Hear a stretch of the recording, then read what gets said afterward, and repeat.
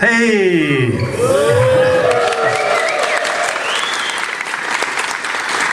Dear friends, good afternoon and welcome. We are super excited to welcome you to Poor Syposium 2019. We are super thrilled and stoked to be bringing our annual event to London, a place where the original idea of the symposium was conceived, the birthplace of the foundation. With 3 symposiums under our belt, we are delighted that the idea of this gathering keeps on developing and growing, and that now we have this wonderful meeting place where once a year we can stop, meet for a day and discuss the bigger picture of our industry. Try to understand why things are happening the way they are, what should we keep, and see how we collectively need to change. This year's theme is understanding. And understanding is defined as ability to comprehend something, which for all intents and purposes are much more complex than merely knowing of something. Understanding what you know is ultimately much better because you can now use this knowledge to explain why it actually makes sense. Our generation, us, all of us, we live in a world of division, we live in a world of fear and conflict, and it has never been more important for bartenders to be bringing people and communities together. As the hows are becoming increasingly more available, the whys are often becoming proportionally rare. Free flow of information can be a blessing in disguise when there's no quality control of the information distributed. Everyone has a right to an opinion, but it's important to remember that opinions are not truths and they are not even facts. Which brings sympathetic awareness, tolerance, or us to the other side of understanding. The ability to look at things from different perspectives and to understand something from someone else's point of view is often referred to as empathy, arguably one of the most important skills in our business. The realization that there are several ways to achieve something is an important lesson to learn, but can be also a hard one. Progress often comes through trial and error, but in today's environment, it can be often a luxury, hard to come by.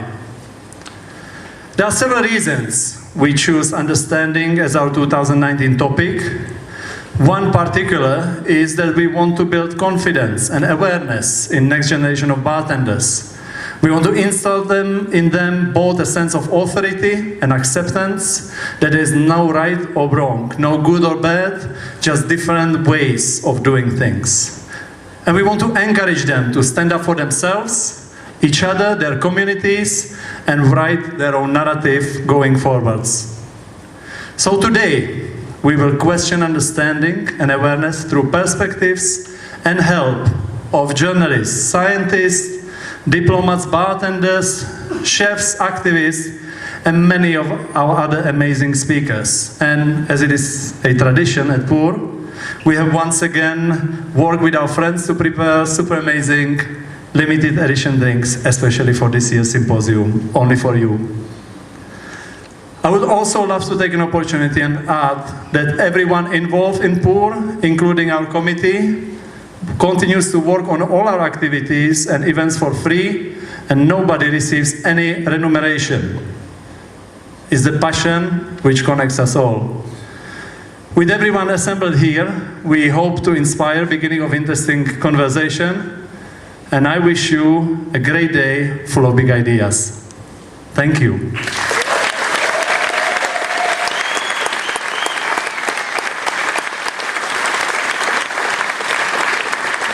And since I'm already here, with a great pleasure, I'd love to introduce our first collaborator. You all enjoyed very delicious coffee from Square Mile. Please welcome my friend Gareth from Square Mile Coffee, London.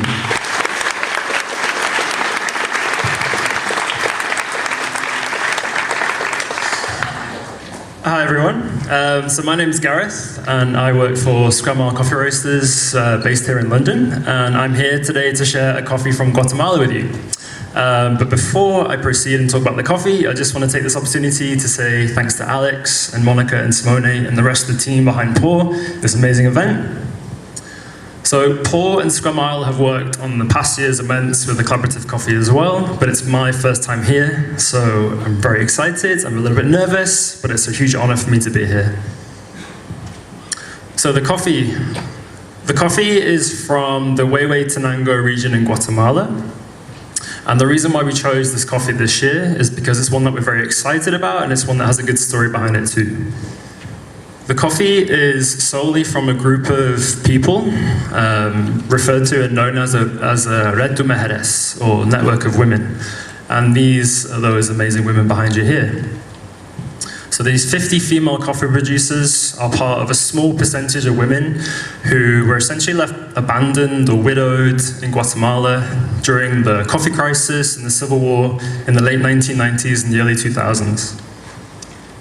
With a lot of help from the EU and the Guatemalan government, a few networks and organizations were created to empower these women, raise them out of poverty, and give them more security. So the way they did that was by teaching these women many new skills. One of those skills, luckily for us, was coffee farming, organic coffee farming. So these women were now basically able to use these skills, work on the land that was worked on by their fathers, grandfathers, and their husbands, and work on it to create this delicious, amazing coffee that hopefully you've all had the chance to drink today already.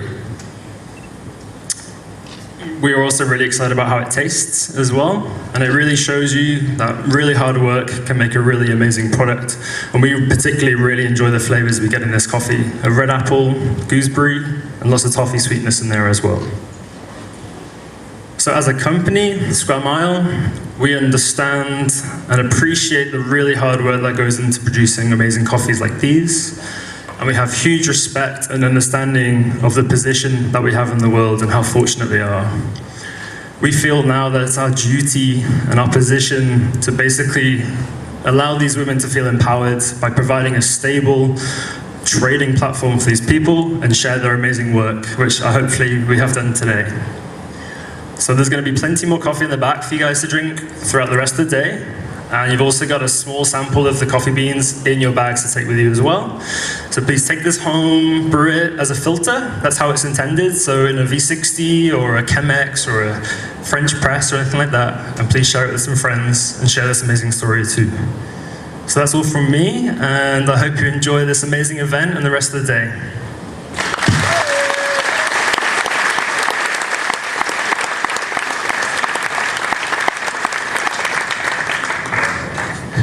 Sorry, running a bit late, as always. So it's we are very delighted that so many of you are with us for the first time, but a lot of you has also been on this journey with us for a few years. So for those who saw Roger's talk a few years ago about how to solve problems within mathematics and the world using empathy, we wanted to continue this kind of discussion. So our first speaker today, she is a neuroscientist and she's also a diplomat. So she's here to discuss empathy within understanding. So please welcome Bryony Mathews to the stage.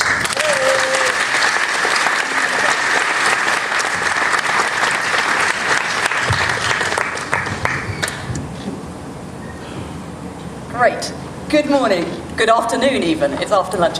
It's a real pleasure to be here today. Thank you very much for inviting me. I'm going to be speaking about the neuroscience of diplomacy. So, I'm a neuroscientist by training, but about 15 years ago, I decided to have a complete change of career and become a diplomat. So what I'm going to talk to you today about, first is some of my work on the brain, neuroscience. I'm then going to talk about diplomacy, what diplomats actually do, and particularly focusing on how we use understanding in all sorts of different ways in the world of diplomacy. And then I'm going to end by bringing it all back together, talking about how my knowledge of the brain has been really useful, actually, in my world of diplomacy. Okay, so I used to spend a lot of time with brains. When I was studying for my PhD, I used to need to prepare brains for autopsy or dissection. So what I used to do would be to go down to the depths of the hospital mortuary, where I'd find a series of buckets lined up on a bench. So I'd pop on my gloves, carefully go over to the first bucket, peel off the lid, plunge my hands in and pull out a human brain. Now, every single time I held a brain in my hands like that, I couldn't help but wonder, how was it that this slightly squishy, pink, convoluted organ is what makes us us? The brain is what enables us to think, to feel, to believe, to wonder, to breathe, to move. It is all down to the brain. Now, the topic we're talking about today is understanding. Oops. And for me, understanding is all about the brain. And I'm going to come back and talk a little bit more about the neuroscience and what's actually happening in your brain when you're making decisions and when you're understanding things. But what I want to do first is talk about understanding in diplomacy.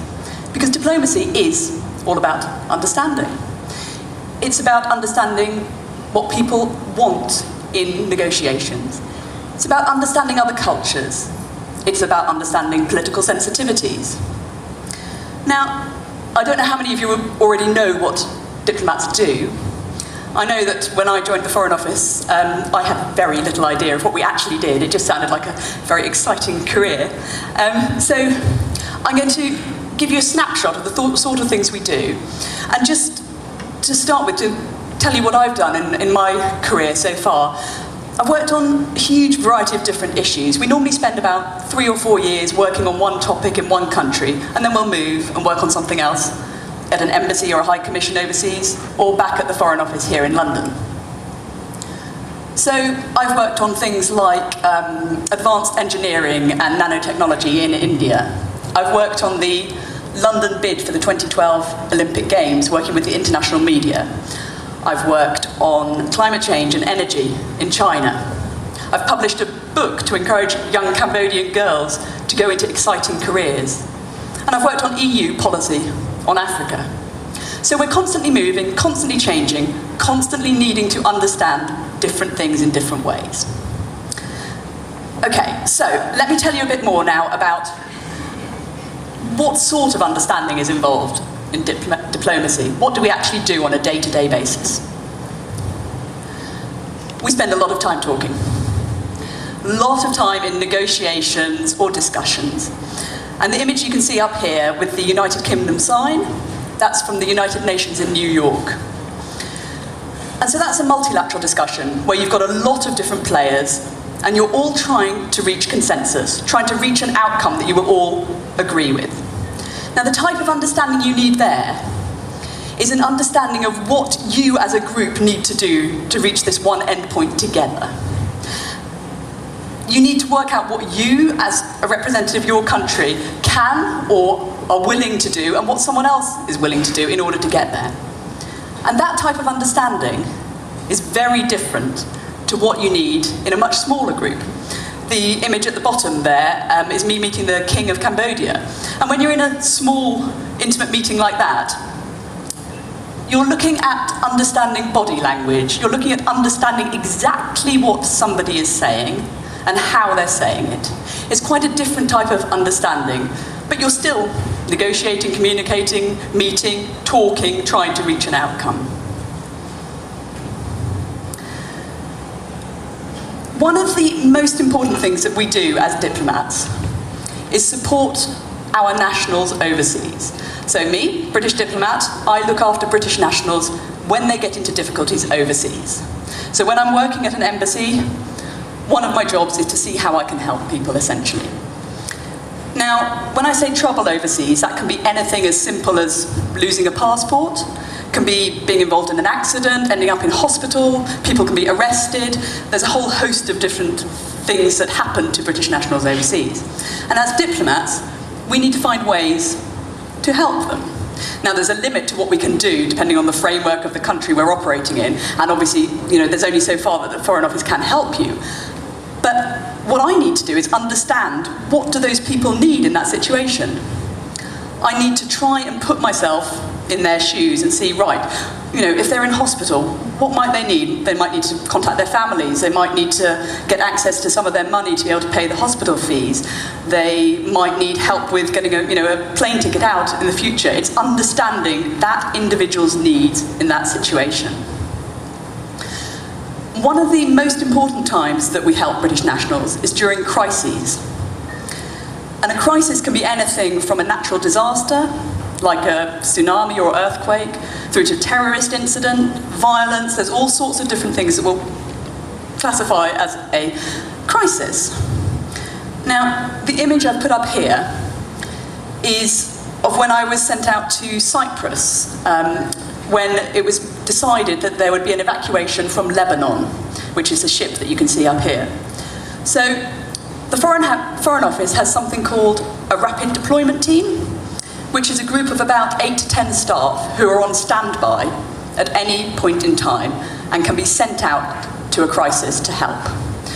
So I was on this rapid deployment team. I got the call saying, you need to go to Cyprus. You can see there, we turned up in an airline hangar in the middle of the night. And all we knew was there will be some British nationals coming on a ship at some point tonight. So the understanding in crises, using this as an example, is really trying to understand what is happening when you have very little information. Again, it's putting yourself in someone else's position, trying to think, right, if you've had to suddenly leave your home, you're on a ship, you probably haven't got very many of your belongings with you, you might be separated from family, you might have, young children with you who don't have food or nappies. You need to try and understand what might they need. So that's just one example of crisis. There's an awful lot of different ways that we help or try to help British nationals when they're caught up in things like this. Okay, moving on to another way we use understanding. When we're overseas, one of the really important things we do is try and look for opportunities for British businesses. So, for example, when I was in Cambodia, one of the things I needed to do was to identify market opportunities for British businesses. I would meet with them, I would tell them the risks and the opportunities, I'd introduce them to key people in country. But in order to do that, I needed some kind of understanding of what those opportunities were. I needed to understand the situation in Cambodia, but I also needed to understand to a certain degree what British businesses had to offer Cambodia. And so this slide is really saying that this is a much broader type of understanding that we need, which is really about what is it that makes the UK unique? What's our selling point? What is it that other countries might want to know about, and might make them interested in working with us, collaborating with us? So some of the other images on here, innovation is great. The UK has fantastic expertise on science and innovation, and as a diplomat I need to know that and just a little bit more about that, just so that I can actually explain that as something really great that actually might mean we want to collaborate with other countries. We'll also promote the UK as a tourist destination. You can see on there, countryside is great, heritage is great. These are all selling points for the UK that we need to know about. And the last one there is a reception we held for Bond film. Culture is great. The British film industry is incredible. And as diplomats, something we need to do is understand that, know about it, and tell people about it. The last 3 slides I'm going to show you about work of a diplomat are just showing you 3 places that I've had the opportunity to visit because I joined the Foreign Office. I'm pretty sure if I hadn't, I would never have been to these 3 places. And each brought me a different type of understanding. So the first one is North Korea. So I did what's called the diplomatic bag run, taking diplomatic mail essentially from Beijing to Pyongyang. And for me, the understanding I got of visiting North Korea was an appreciation for genuinely what it feels like to be in a place so different to anywhere I'd ever been before. It's that broader understanding that you can't get just from watching news articles or reading about somewhere. It's that feeling of being there, that genuine, deep sort of understanding of what it feels like. Next place I want to mention, if this works.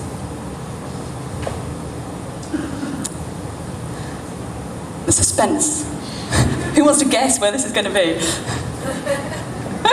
Let me try again. Oh, we're back to Pyongyang. No, here we go. Right, so this is the Democratic Republic of Congo in Central Africa. And these images are of the capital, Kinshasa. So I was sent out there as part of the way the Foreign Office supports staff. I'm what's called a TRIM assessor. TRIM stands for Trauma Risk Management. And it's essentially a peer-to-peer support mechanism that the Foreign Office uses.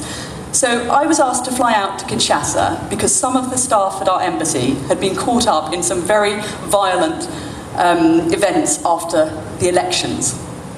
They'd suffered quite difficult trauma. And my role was to go out, speak to them, understand a little more about what they'd been through, and see if they needed extra support.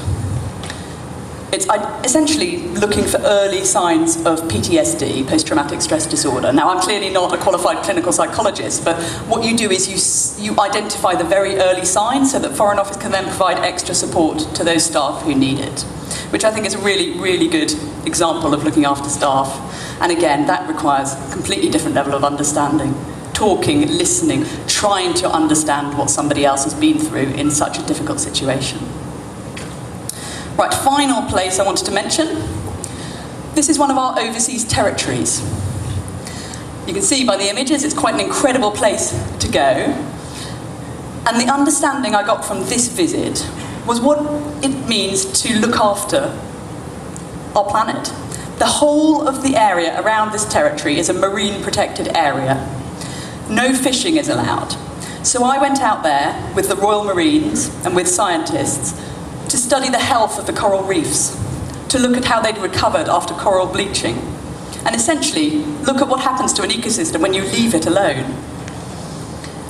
But the understanding I really got from that trip was the impact that we are having on places like this because of the plastic pollution. You can see the image in the top there, those plastic bottles.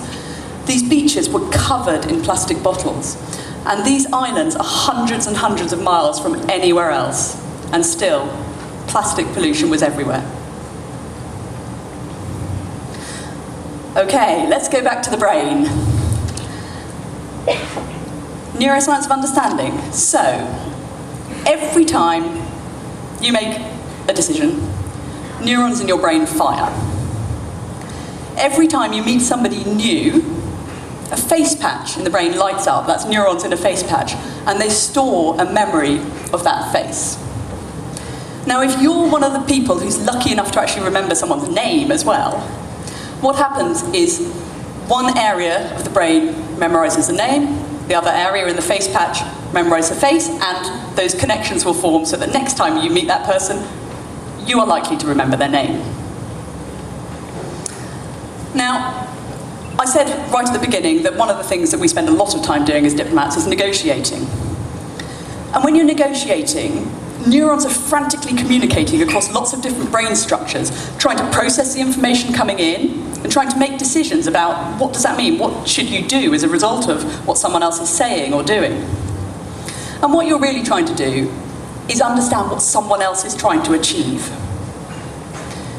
Now, while that in itself is really useful, what's actually more useful is understanding how they feel about what they're trying to achieve.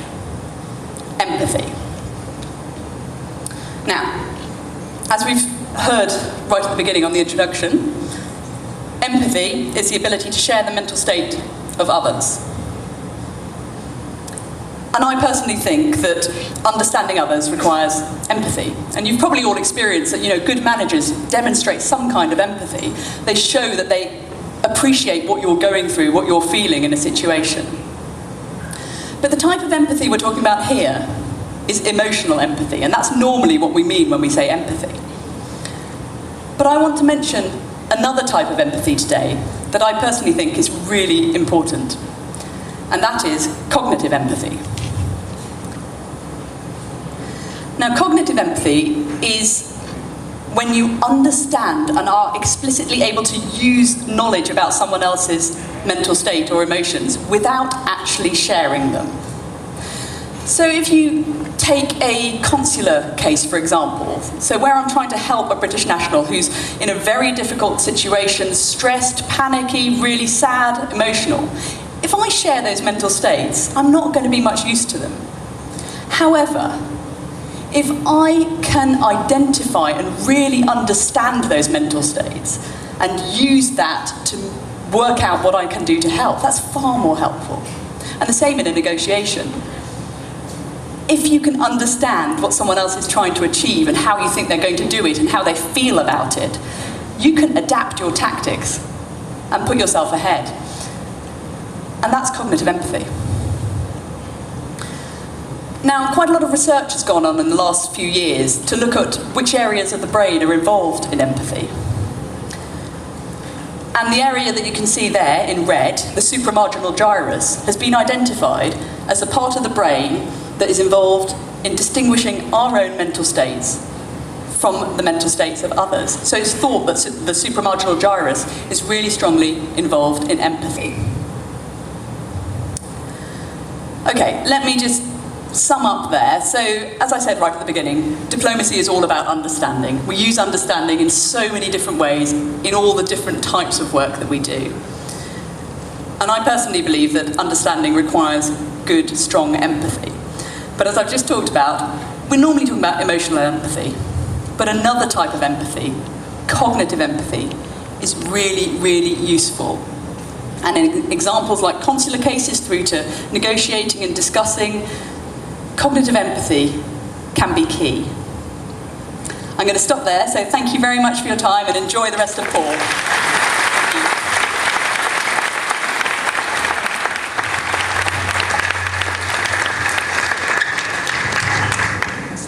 Okay, wow.